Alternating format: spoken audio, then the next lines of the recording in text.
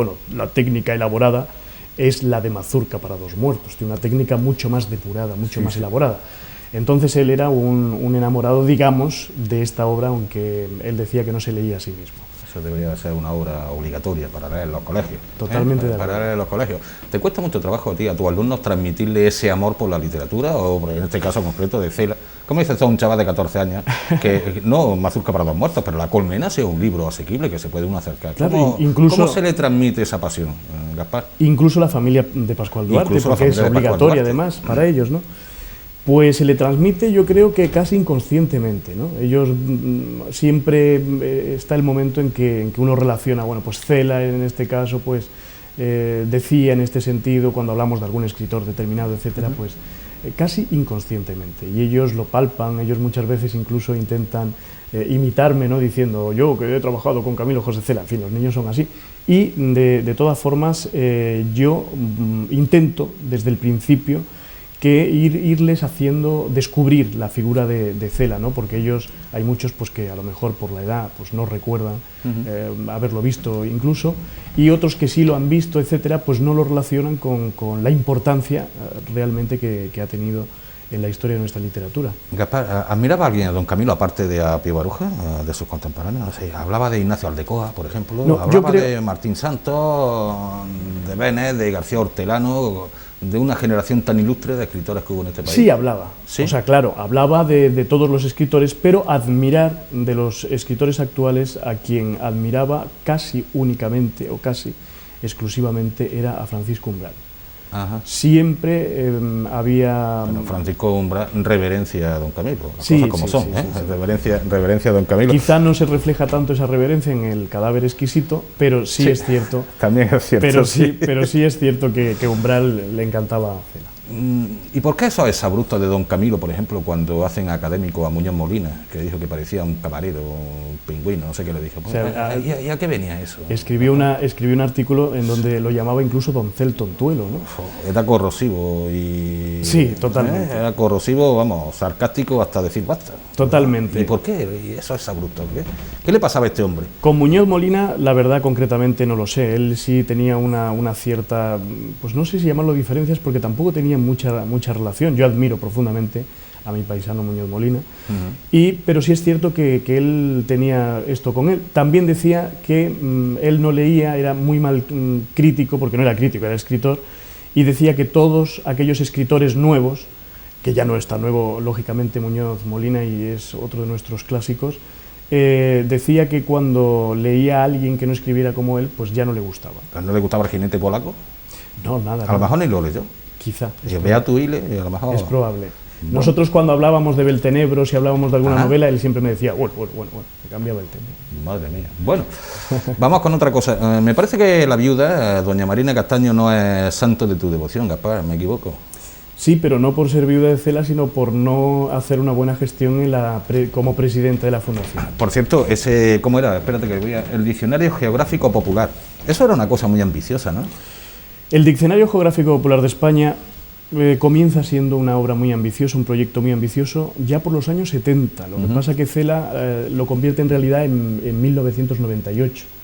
A mí me contrata, yo empiezo a trabajar con Cela precisamente ayudándole en esta obra técnica, ¿verdad? En el Diccionario Geográfico Popular de España. Se publica ese primer volumen y una introducción primero y único, ¿verdad? Primero y único hasta ahora, y una introducción a la dictadología tópica. Muy pocos saben que dentro de la obra de Cela pues existe, digamos, esta disciplina que él mismo bautiza de esta forma, y la única cátedra existente es la que tenemos hoy, vacante, en la Universidad de las Islas Baleares, ¿no? Se le otorga en los años 80, él ejerce como catedrático durante 6 años, y finalmente, digamos que este diccionario pues estaba concebido con tantos volúmenes como comunidades autónomas existen en España, y además las ciudades de Ceuta y Melilla por separado, ¿no? En tomitos separados. Una obra ingente, vamos. Una obra ingente.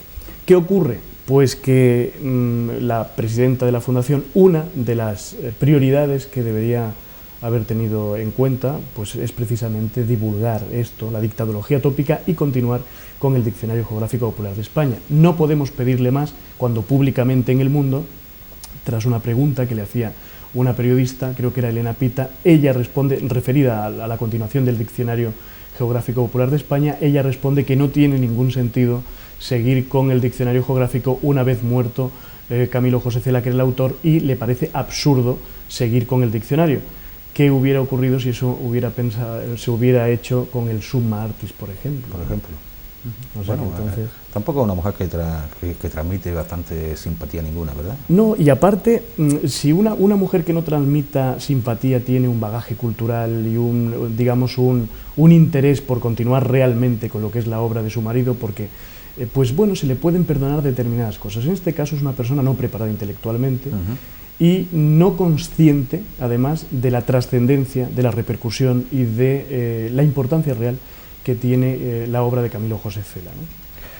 Tenemos que acabar, Gaspar. Yo sigo quedándome con la familia de Pascual Duarte, sigo quedándome con Mazurca para dos muertos, con La Colmena, Viaje al Alcarria, ¿no? Pero ¿qué tiene que ver todo eso con Cristo versus Arizona y Madera de Boj? ¿Tú con qué te quedas? Aunque sé que colaboraste para Madera de Boj. Correcto. ¿Con qué te quedas tú, Gaspar? No, yo me quedaría y me quedo y me seguiré quedando con La Colmena sin ninguna duda. Sí es cierto que fui testigo de ese proceso creativo en Madera de Boj y bueno, pues es una de las cosas que lógicamente desde ese punto de vista del colaborador pues explico en el libro, claro. Un libro, por cierto, que tiene ahí, ¿ha costado mucho el parto? Ha costado, siempre cuesta, pero estoy realmente contento de, bueno, pues incluso, en fin, en la portada aparece doña Rosario Conde junto a Cela, que creo que es realmente la persona que ayudó a que Cela se convirtiera en ese nivel, ¿no? Toda la vida. Toda la vida. Toda la vida al lado del maestro y después cómo la dejó de lado. Y en un segundísimo plano. ¿Verdad? Gaspar, ha sido un placer tenerte con nosotros, hablar de literatura, hablar de arte siempre es para nosotros un placer. Muchas gracias. Muchas gracias, hasta otra ocasión. Gaspar. Hasta otra ocasión.